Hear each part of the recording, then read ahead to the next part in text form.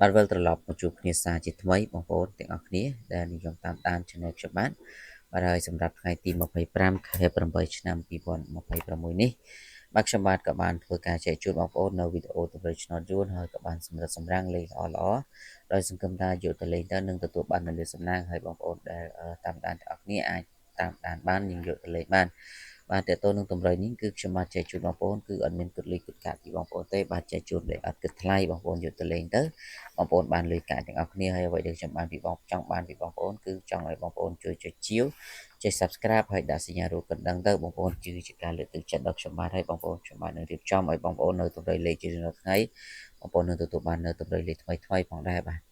អញ្ចឹងយើងកុំឲ្យបងប្អូនតឹងរង់ចាំយូរបងប្អូនត្រៀមប៊ិចត្រៀមកដាដើម្បីធ្វើការកត់ចំណាំយកលេខទៅលេងទាំងអស់គ្នាសម្រាប់ឆ្នោតយួនដែលយើងនឹងធ្វើការផ្សងសំណាងសម្រាប់ថ្ងៃទី25 ខែ 8 ឆ្នាំ 2026 នេះបាទយើងលេងម៉ោង 10 កន្លះបាទឆ្នោតយួនថ្មីហ្នឹងគឺយើងលេងម៉ោង 10 កន្លះម៉ោង 1 កន្លះរីឯឆ្នោតយួនចាស់គឺបងប្អូនសូមធ្វើការលេងម៉ោង 4 កន្លះនិងម៉ោង 6 កន្លះបាទជាលេង 4 ម៉ោងហ្នឹង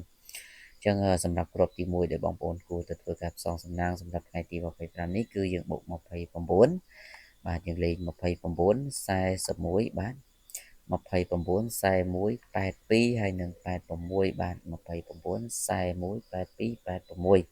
បងប្អូនដែលមានលទ្ធភាពធ្វើការអូសបាទអាចធ្វើការអូសផ្សងសំណាងបានគឺអធិស្ឋានបងប្អូនដែលមានលទ្ធភាពគុណត្រឡប់បាទអាចគុណបានបាទគឺភាគរយនៃការចេញគឺខ្ពស់បងប្អូនហើយភាគរយនៃការត្រូវក៏រឹតតែខ្ពស់ទៀតបាទចាំបងប្អូនអាចគុណត្រឡប់លេខទាំងអស់នេះបានចំណែកឯលេខធំវិញគឺយើងមានមួយគ្រាប់ផងដែរបងប្អូនយកទៅធ្វើការគុណផ្សងសំណាងសូមយក883គុណបាទ